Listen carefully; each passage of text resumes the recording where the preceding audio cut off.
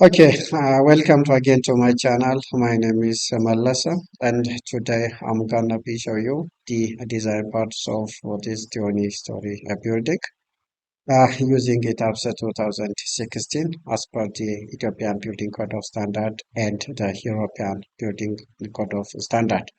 So in the previous tutorial, I have already shown you the modeling parts and the checking of the serviceability requirements such as the deflections, the P delta, and the drifters.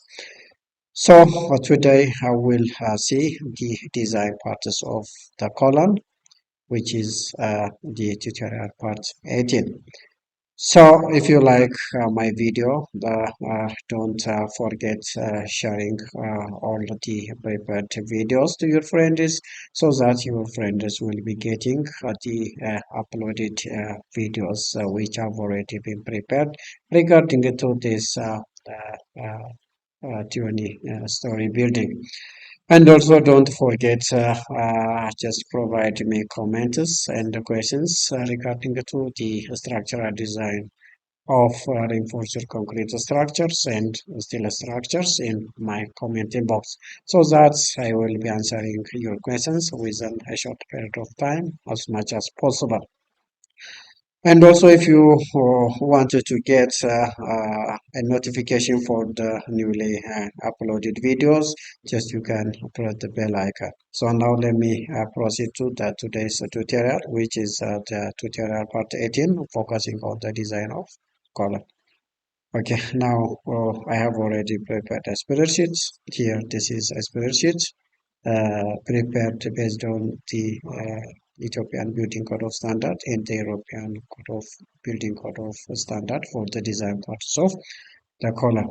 Here, now we have already around the analysis part. Now let me design the structure. So to do this, go to the before that I have to be sure that all the preferences are properly set for the Eurocode preference. So just to do this, you go to the design menu here. That is the concrete frame design. Here, just click view or review preference because I need to review my preference. Okay, here I have to be sure that the design code must be the Eurocode 2 2004 here. The Eurocode 2 to 2004 includes that is the Eurocode 8. And also here the country is the CEN default, so I can keep as it is because Ethiopian Building Code of Standard and the European Building Code of Standard are the similar. That is why the here the European norms has to be taken as default. And the combination equation is just I can take that is EQ 6.1, that is the governing combination part. Here, this is the governing combination part. We may not be economical if we select this one, but we are on the safe side. If we select this one, will be more economical, but on the will not be that much more safe. So we need to take the governing load combination, that is 6.1. And the reliability class, that is class 2. Second order method, that is the nominal stiffness method, has to be used because I need to consider the stiffness. And the response spectrum, that is the multi-response case design. It has to be selected as it is. Number of interaction curve. So all of the others values has to be taken as default. Now click OK. And now go to again to the design menu. And here the reverse selection rule for color. So just I can take as it is. That is the smallest bar size is 14 and the largest bar size is 28 for design for non-seismic requirements. But in the case of seismic requirement, in my case, the smaller bar diameter is 14 and the largest bar diameter is 28. And in the case of ties or stirrups, I need to use 510. That is the smallest bar size, and the largest bar size is 20. And in the case of spacing, the minimum spacing is that is 50 millimeter, and the maximum spacing is for 450 millimeter. But this spacing will be revised later based on the prepared spreadsheets and the Ethiopia building code of standard requirements. Now click OK and go to again to the design menu and hit the concrete. The concrete frame design. Here the reverse selection rule for pips. Just you can use as it is. Actually, this reinforcement, the number of reinforcement, the spacing of straps, and the number of main bars will be calculated based on the prepared spreadsheets. Okay. So here now let me go to again to the concrete frame design. Here the design combination.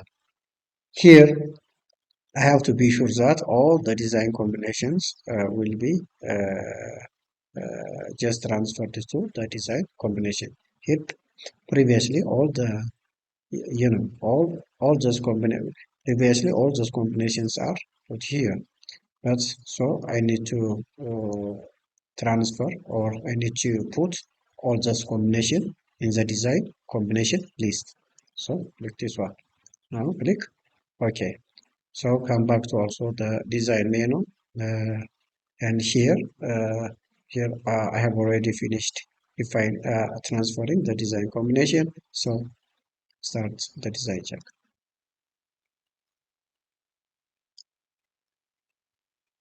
Now ETABS is designing the structural frames parts of this story building using the defined codal reference, that is the Eurocode, which is similar to the Ethiopian building code of standard. So after the completion of the design of frames, we will use a spreadsheet to prepare detailed working drawing. So here, the design part is completed. Now, just make it in 3D.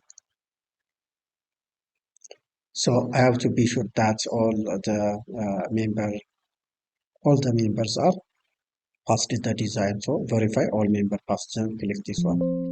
Here, all concrete frame passed the design check.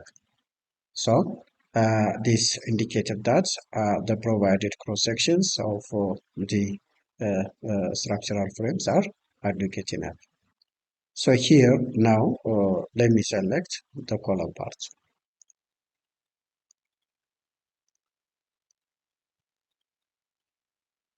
Now show the selected object only. So here I can select this column. Now here the concrete frame design outputs are just listed like this. Now let me say something. Here the level is at basement 2. That means at the initial base of the the, the frames, and the element is that is C5, which is denoted by ETABS. The unique name is 183. The section ID is 80 by 80. Now the cross section of the column is 80 by 80, and the length is 3.2. And the live load reduction factor it is 0.4. The live load will be reduced in different extent of factor for every frames, because taking 100% of the live load will not be conservative for frame design. And when we come to the section property, that is this is B and this is H and this is DC in millimeter, that is 45 millimeter, which is the cover. It is the cover, meaning that the cover is 25, the clear cover, the nominal cover, which is, now let me come to here.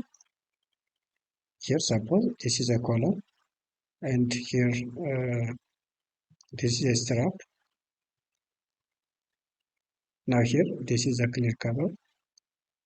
That is the total cover, which is equal to the clear cover, which is 25, plus the stirrups, which is 10, plus the diameter, considering that this is diameter dia 20, so it is 10. So that means it is 25 millimeter. So the cover is this 45, and the cover for torsion is it is 15. And when we come to the material property, the modulus of elasticity, it is already defined during the modeling part. And FVCK, it is 35. That is the cylindrical compressive strength of concrete at 28 days. And this is the weight factor is it is 100% of the weight is taken for the modeling part and the design part. And this is the modulus of elasticity of steel, and this one is the characteristic strength of steel, and this one is this one is for main reinforcement bar, and this one is for the stirrup. And when we come to the design code parameter, gamma C, which is the safety factor for material, 1.5 for concrete and 1.15 for steel. And that is alpha CC is, it is, the factor which is used for the determination of the design strength of concrete. And alpha CT, this is for concrete, and this is for tension, and this is for compression. And alpha LCC, which is 0.85, alpha LCT, which is 0.85. This is for tension, and this is for compression. While this part, that means if you remember, which is FCD, which is equal to alpha CC times FCD. Over gamma of concrete.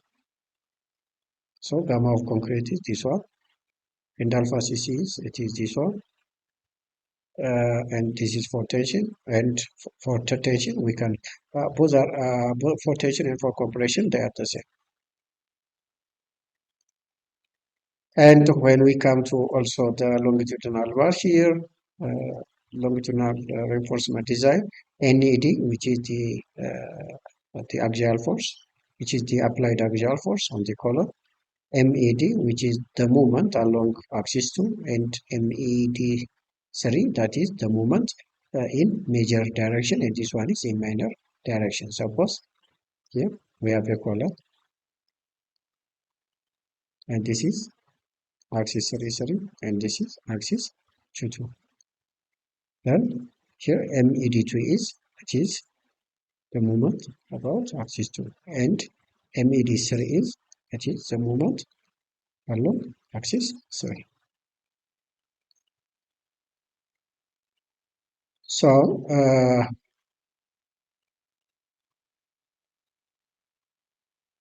and the other is here the longitudinal reinforcement at the two ends. At the top it is 6,400 millimeter, and at the bottom 6,400 millimeters. That means here this is my column, and here this is top, and this is bottom.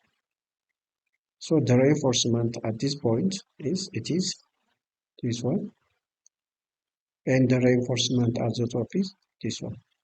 So here it is the percentage reinforcement percentage. This is the rebar percentage, which is in Ethiopian Building Code of Standard and in Eurocode, the minimum row, which is the reinforcement row minimum, which is equal to 1%, and row maximum, which is equal to, it is 4%. This is in seismic condition. In non-seismic condition, it becomes, that is 0.0 and 0.2.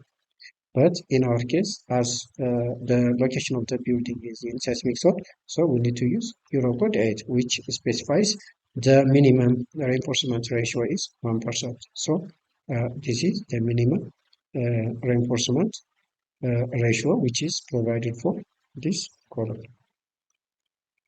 So here the design axial force and biaxial moment for N80, N80, M82, and M83. Okay, this is which is similar to the longitudinal reinforcement design of the column. Similarly here, this is M82, that is the movement along the minor axis, and this one is the movement along the major axis. I mean, this one is along the major axis, and this one is along the minor axis, because the major axis, the moment of the major axis is it is higher than that of the minor axis. And now here the combination, here this one is, it is the station at the bottom, that means it is 0, and at the top it is 3.2, which is, it is the station. So this is the governing or the controlling load combination, that is 1.35 times G plus 1.5 times Q.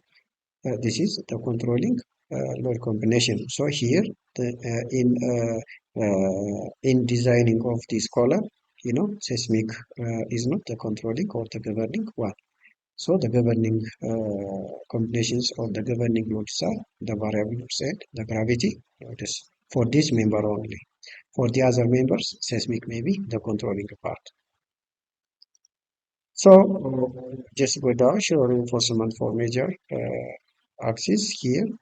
Just we have the top part and the bottom part, and we have the shear reinforcement parameter width is at the top and at the bottom, and here we have the applied shear force, which is at the top and at the bottom. Here, this is the station. I mean, and this one is the controlling combination of load. Here, in this case, the seismic loads are the controlling combinations. Here, this is seismic, and this is seismic, and this is service load for seismic. So, in the case of in designing the shear, uh, designing the column for shear, the governing and the controlling combinations are seismic. And when we come down also, the shear reinforcement, this one is in major axis, and this one is also in minor axis, that is the shear along the minor axis ED3. So at the top, the reinforcement is this one, the shear reinforcement per meter width. We take care that it is per 1 meter width. Suppose this is the height of the column. So in 1 meter height, the total number of reinforcement area is this one. And at the bottom, this one. Always the shear reinforcement at the bottoms are the controlling one. And when we come to the design of also here, this is the applied shear force at the top, at the bottom, and here this is the station, and this one is the controlling load combinations for the design of shear along the minor axis. And here shear reinforcement for minor axis, I have already elaborated it. So this is the design of frame results. So having all this ETABS outputs, we can go to the spreadsheet and we can prepare detailed working drawing as per the Ethiopian Building Code of Standard. Here, I have already selected the columns that I have elaborated before.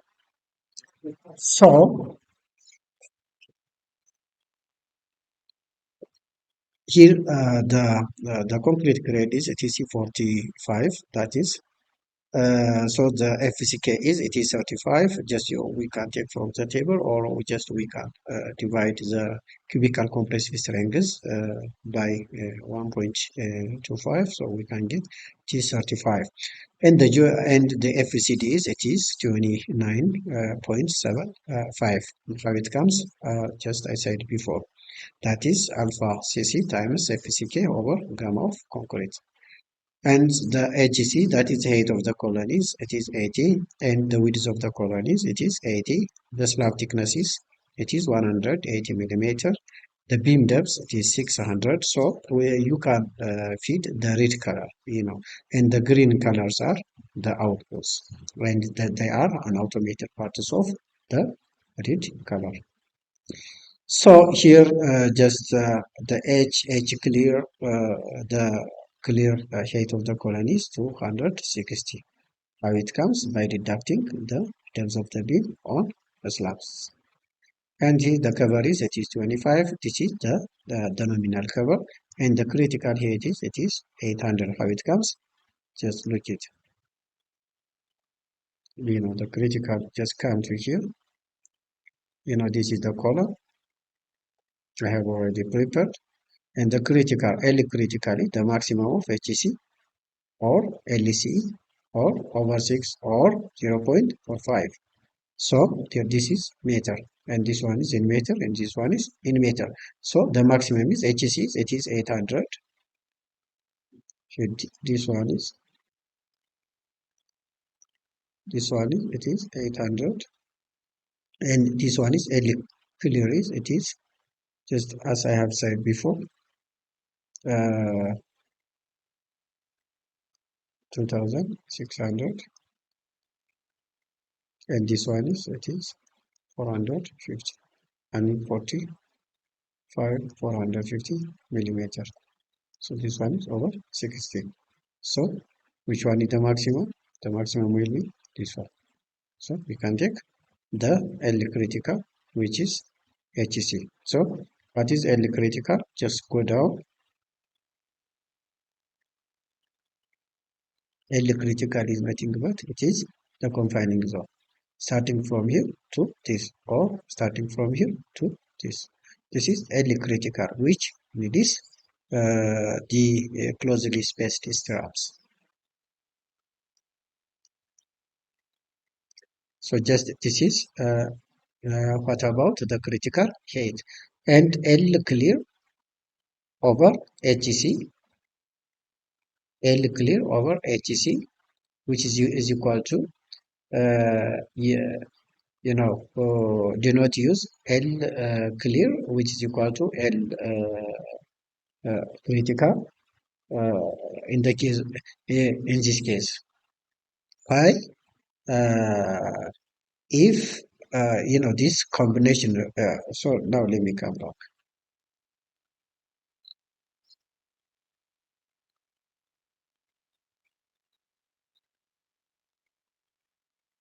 There is for L critical over the HC, if it is less than 3, so L critical has to be equal to L clear. That is the clear height of the color, and the clear height of the color will be equal to the critical length of the color for this requirement. For this requirement. So, but in our case, that is L clear is, which is simply that is 2600 over 800. So this one is this 3 point something, 3 point something. So 3 point something is it is not less than 3. So in this case, we should not take the value of L critical, which is equal to LC.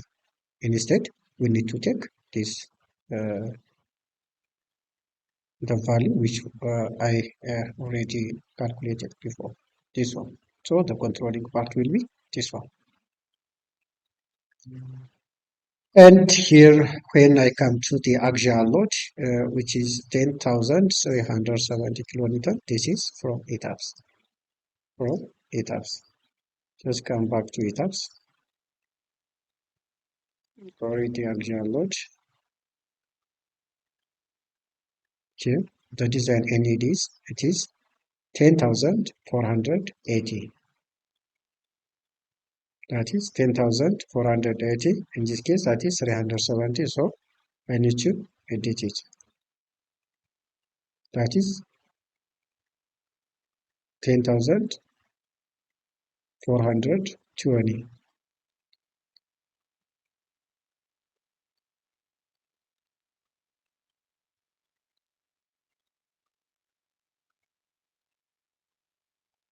This one. And here the main bar based on this reinforcement bar, the main bar will be it is 6,400. That means here 6,400. And the shear rebar area will be, just come back down. Here we need to take the major axis, that is 5,608 for minor, and for major 6,680. So I need to take this one, that is the controlling one.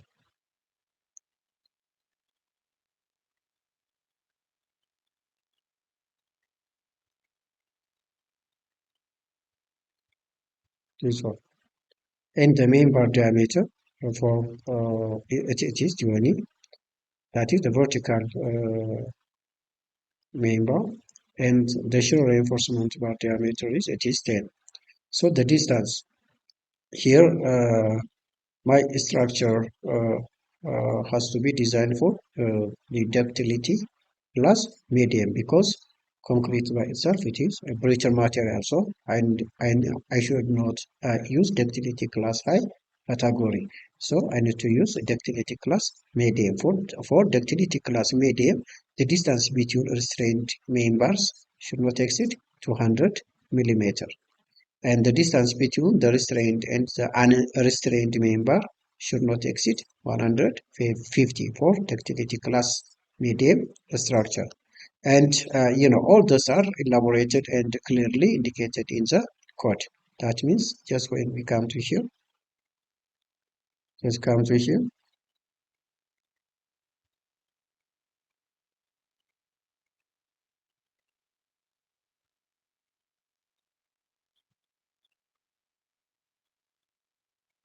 Here BI is nothing but it is the distance between the two consecutive members. That means this and this. This is BI.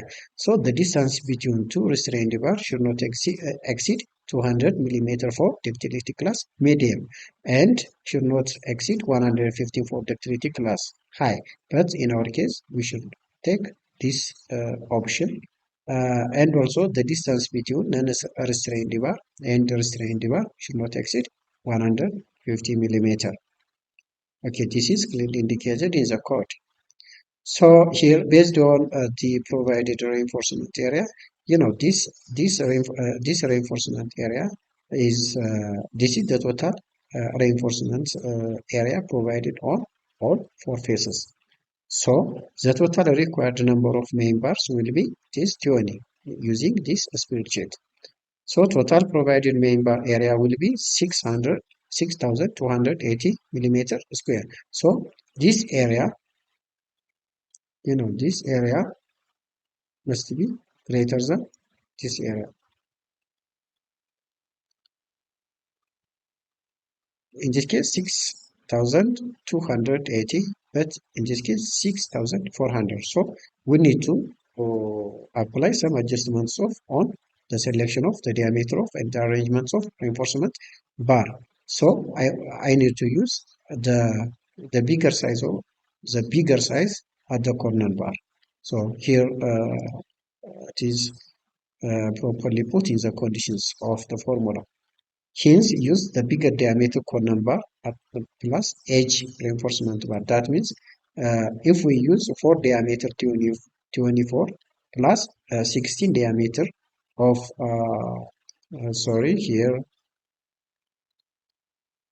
yeah, 4 diameter of 24 plus 60 diameter 20 reinforcement bar. But in this case, the economical total provided reinforcement bar area will be 6,832.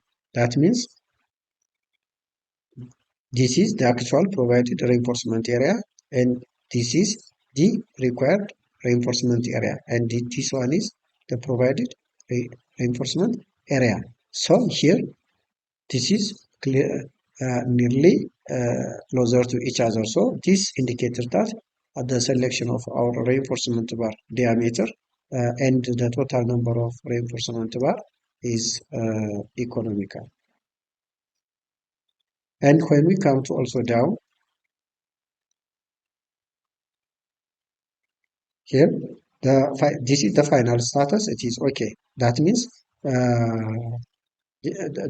this area must be greater than the required reinforcement area. This area. Otherwise, we need to revise the diameter and the total number of rebars.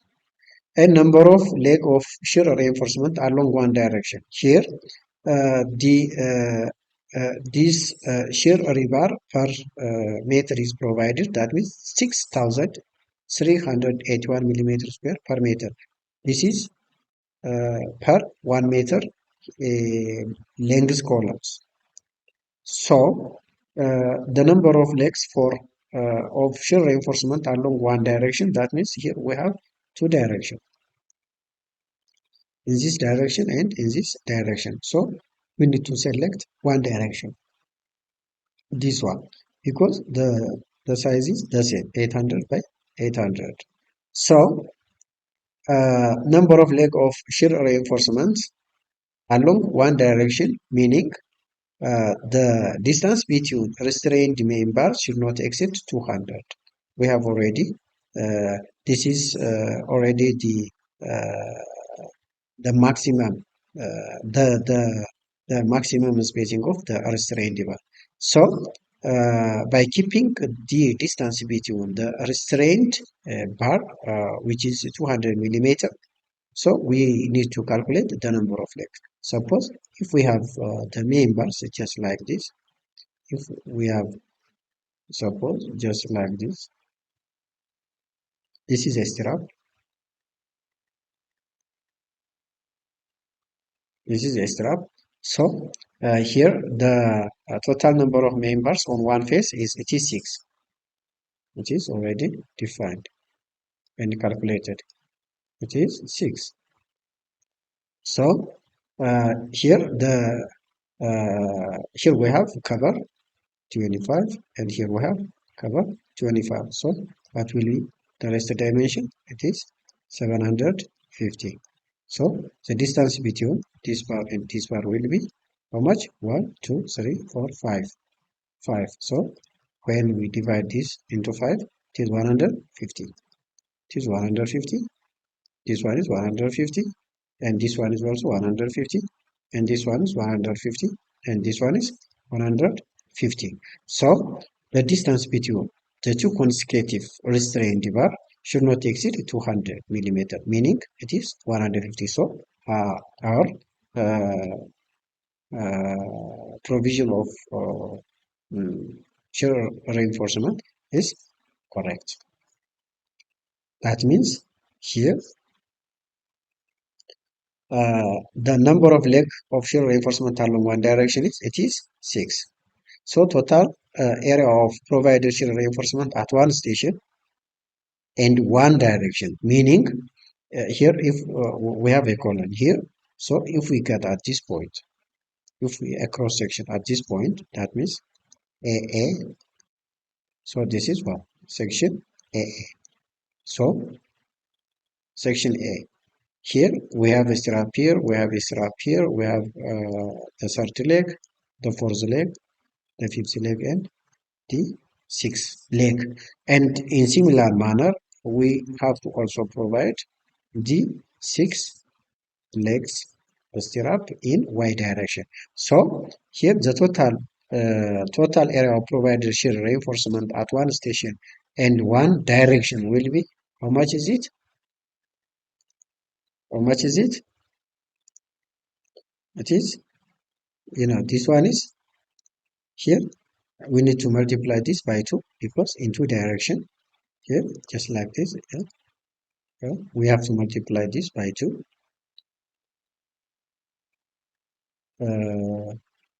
So just at one point, 6 times this value 6 times. Okay, now let me write this one. Here, the total area at one station will be, that is 3.14 multiplied by 6 multiplied by 2, because we have two direction, multiplied by that means diameter over 2, which is r square. So this is the total area of shear reinforcement at what station? One direction, that is 471, just by considering the provided local buckling requirements. And when we come to here, so the maximum spacing of shear rebar S max at lap zone is, it should not exceed 100 millimeter. This is clearly defined in the code. That means it will be the minimum of H over 4 and 100 millimeter. This is for the buckling requirements. This is for local buckling. That is local buckling requirements. So here the minimum of H over 4 and 100. H is, it is 800 over 4, which is 200, and this one is 100. So the minimum is 100. So we need to take 100 millimeter. And here the maximum shear rebar spacing is at critical zone. At critical zone, I will come back later here, because if we provide this spacing, so the total number of reinforcement bar, I mean the total shear reinforcement area has to be greater than the required shear reinforcement area. So if not, we need to revise this spacing. So that is why just I put here. So just come back to here. The maximum shear rebar spacing is at critical zone. It is 160. How it comes? That is S is equal to the minimum of the width of the beam over 2, 175, or 8 times the diameter of the longitudinal bar. So it provides just like this, and this one is clearly indicated here. That means we have this one.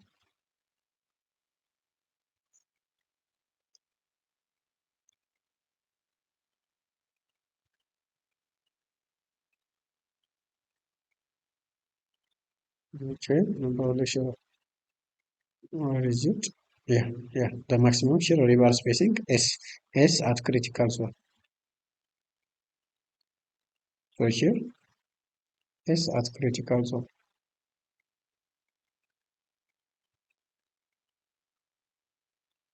But this is S. So what is the value of S? Unfortunately, it is not written here, but in the code it was clearly indicated.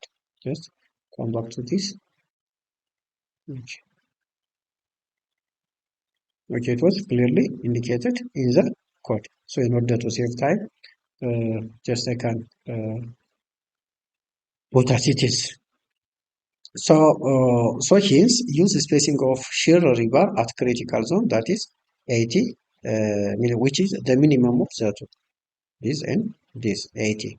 So the total number of station on major direction will be the total number of station on major direction. That means total number of station means the total number of location. It is an elevation. So 1, 2, 7, 4, 5 for 1 meter high. For 1 meter high, how many stations will be required? It is 14. 14 stations will be required at the critical zone. And the grand total shear reinforcement area per 1 meter length on major direction. That means on one direction will be the total number of station multiplied with the shear reinforcement area at one station. So this will provide 6,594 millimeter square per meter width. This much amount of shear reinforcement area is required. So we need to compare this provided shear reinforcement area with the required reinforcement area. How much is it required? That means total provided member Okay, shear reinforcement. Where is the shear reinforcement area? This one, 6381. So 6381, 6381. This one is 6594. So our the required shear reinforcement area and the provided shear reinforcement area based on the local ductility requirements are closely uh, equal. So this indicates that the provision of shear reinforcement area is economical. And now this is the comparison, the status, which is okay. The maximum shear bar spacing at the critical zone is, it is 400 millimeter, which is specified in the code. So we should not provide uh, higher reinforcement bar, shear reinforcement bar spacing at the critical zone. So we have to be take care because the plastic hinge formation will be taken place under the critical zone. And the maximum shear rebar spacing is at the critical zone or splices, it is 240. That means in the case of lapping, uh, the the maximum shear rebar spacing is will be it is 240. So the controlling or the governing one is, it is the splice location, that is 240.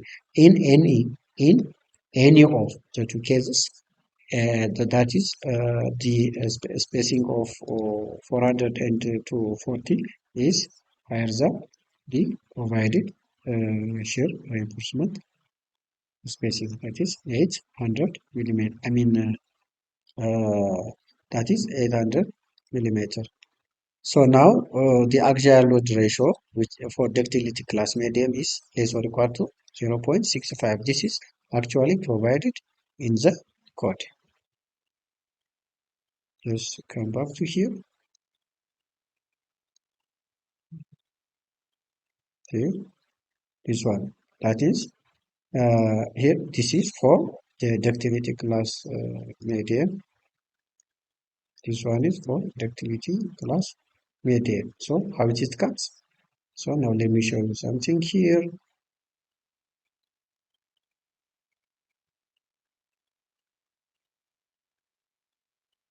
Okay, just come to here. Okay, sorry. Okay. Anyway, I will come back. Here, this is the axial load ratio, which is 0.65. The maximum is 0.65. This one is the maximum, and this one is the actual demand, that is 0.641, which is less than 0.65. So this indicated that the ratio is less than 0.65. So our design is okay. So normalized axial load in Eurocode 8 or in Ethiopian Building Code of Standard 8 specifies that the ratio should not exceed 0.65. And it's for ductility class medium, and for ductility class high, it should not exceed 0.55. But in our case, we are categorized our structure as ductility class medium, so we need to take the ratio 0.65. So this is okay. So, having all this in mind, we can prepare our and we can arrange our reinforcement bar clearly. That means we have used four. That means here this one, two, three, four.